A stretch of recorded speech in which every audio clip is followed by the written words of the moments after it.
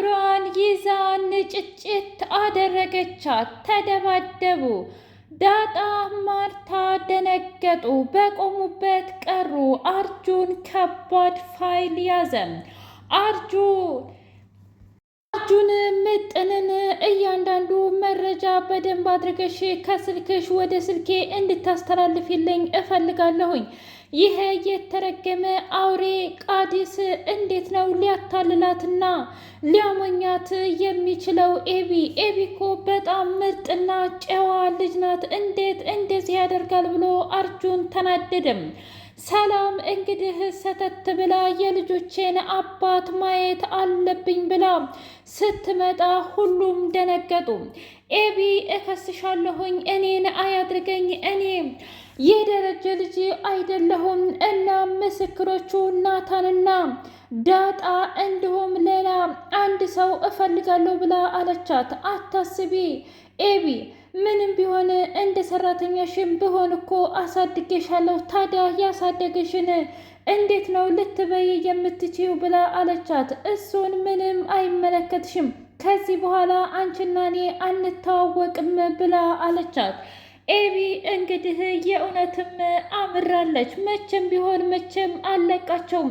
እያንዳንዱ እማዬ ላይና አባዬ ላይ ላደረገችው ነገር የተረገመች አክስቷና ሰላም ናቸው። ምክንያቱም ያንን ትልቅ ቤት መቼም ከሰላም አንደበት እንደማይወጣ አውቃለሁ።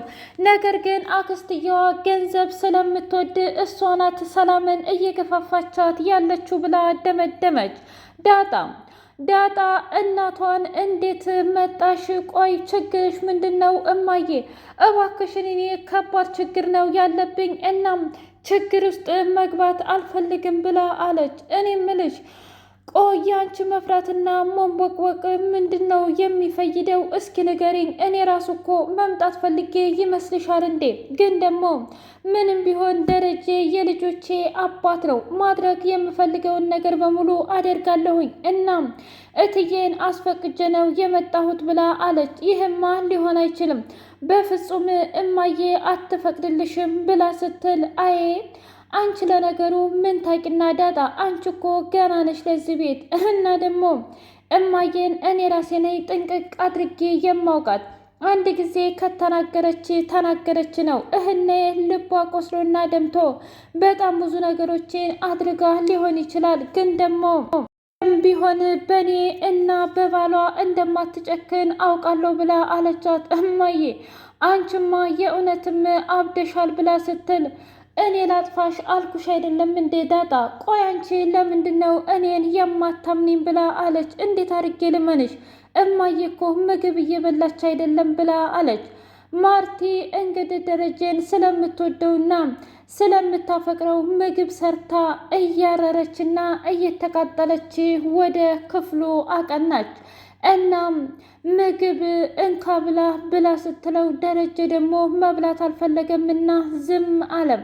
ውሃዬ አታስቡ እኔ በላዋለሁ ብላ ነጥቅ አድርጋ ስትበላ ማርቲ ተናደደችና አምጪ ውሃዬ፣ ይህ እኮ ላንቺ አይደለም፣ አይ ልጅ ነገር ብላ ስትልም ደረጀ ዝም ብሎ እያየ እምባው እርግፍ ይላል። ከዛ እና መብላት ካልፈለክማ እስኪ ላጉርስህ ብላ ለማጉረስ እንኳ ብትሞክር ነገር ግን አልቻለችም። በጣም ተናዳበትና አዝናበት ስለነበረ ምግቡን ትታለት ከሄደች በኋላ ነገር ግን ውሃዬ አባዬ አንድ ሁለቴ ልቅመስና እኔ ራሴ እሰጥሃለሁ ብላ አለችው። እንደምንም ደረጀ ያንን ምግብ እንኳ ቢቀምስ አሁንም ግን ልቡ በሙሉ ስብርብር ብሏል። ኤቢ እና እህቷ ከባድ ችግር ገጠማቸው።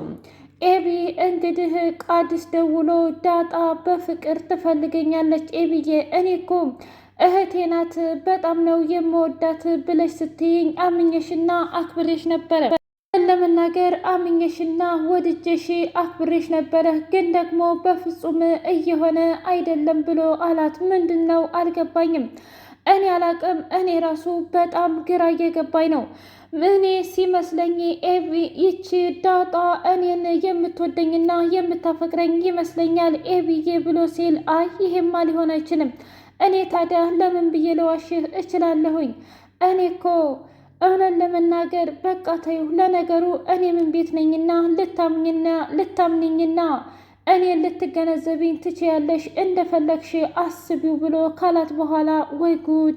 የእውነት ዳጣ ግን እንደዚህ አድርገሽ ከሆነ መቼም ቢሆን አልለቅሽም ብላ ወደ ዳጣ ጋር መጣችና ሁለታቸውም እየተያዩ እጅጉን ደነገጡ። ተረጋጊ ኤቢ፣ የእውነት ዳጣ ይህን ነገር አድርገው ከሆነ አንድ ቀን መጋለጧና የእውነትም አንድ ነገር መሆኗ ስለማይቀር የሆነ መረጃ ትጥላለች። እዛ ድረስ ግን አርፈሽ መቀመጥ አለብሽ እያለች ብቻዋን ማውራቱን ቀጠለች። ናታንና ዳጣ ቆይች ልጅ የሆነችው ነገር አለ እንዴ ዝም አለች እኮ ብሎ ሲለው አላውቅም፣ እውነት ለመናገር ኤብዬ ምናልባትም ሰላም ነግራት እንደሆነ የእኔ ልጅነት ብዬ ነበረ፣ ግን ደግሞ የነገረቻት አይመስለኝም።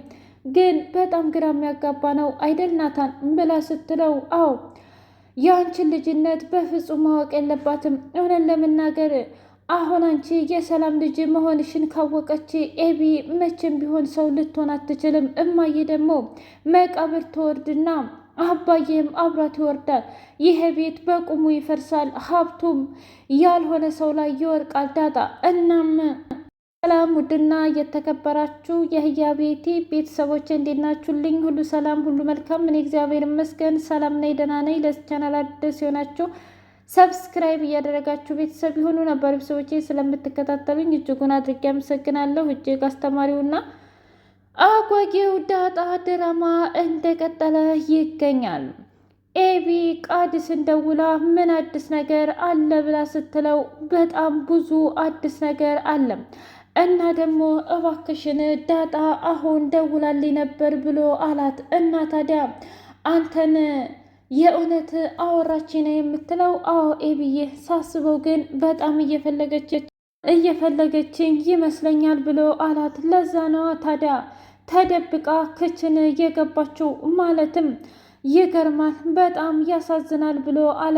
እኔም አላቅም፣ እውነት ለመናገር በጣም ግራ ገብቶኛል። እኔ እኮ እህቴ ናት እወዳታለሁ ብለሽ ስትይ እንደዚህ በጣም የምትዋደዱ መስሎ ነበር እንጂ ባንቺ የምትቀና አልመሰለኝም ነበር ብሎ አላት። ኤቢም ይህንን ነገር የእውነት ቃዲስ በእርግጥ ነው አይዋሽም፣ ግን ደግሞ እንዴት ነው ዳጣ ይሄንን ልታደርግ የምትችለው? ይሄ እኮ በጣም ትልቅ ውርደት ነው። ይገርማል። ወይስ ይች ልጅ በአባቴ ወጣች እያለች በጣም ግራ ተጋባች። ለማንኛውም ቃዲስ ከዚህ በኋላ ስደውልልህ ማውራት የምንፈልገው በቴክስት ነው እንጂ በደወል አልፈልግም ብለህ በላት አለች። ምን?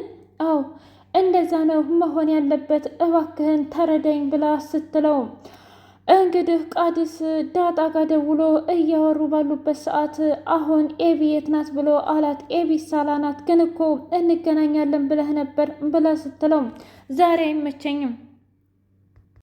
አይመቸኝም በሌላ ጊዜ ብሎ አላት።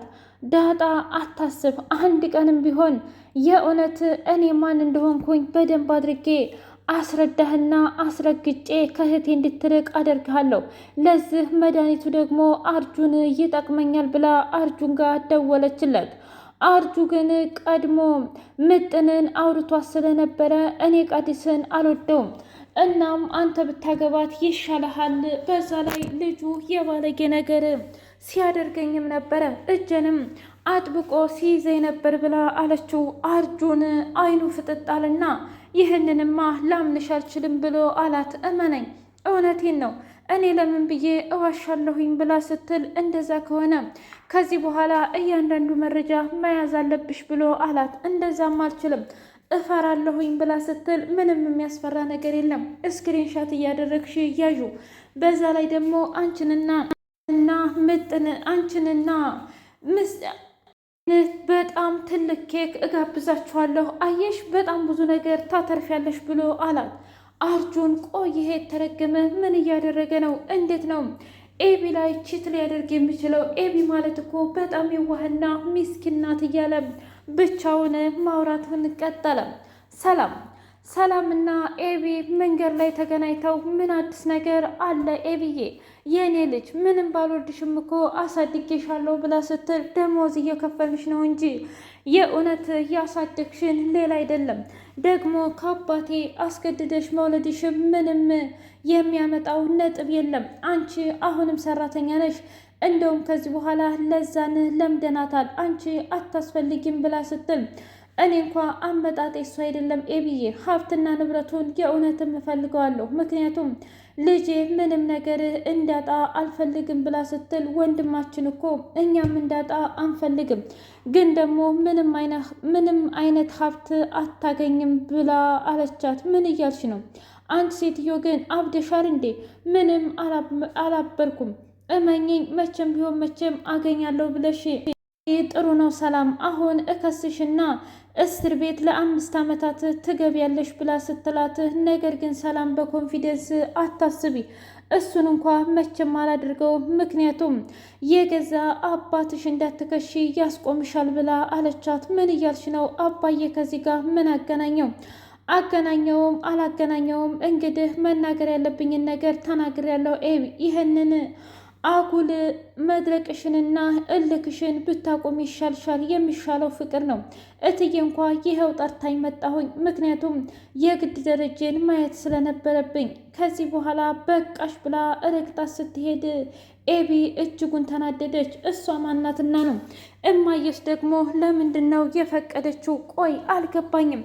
እች ሴትዮ እያበደች ነው ወይ ብላ ኤቢ ደነገጠች። ውድ ህያቤ ጌቲ ቤተሰቦቼ የዛሬው ዳጣ ይህንን ይመስላል።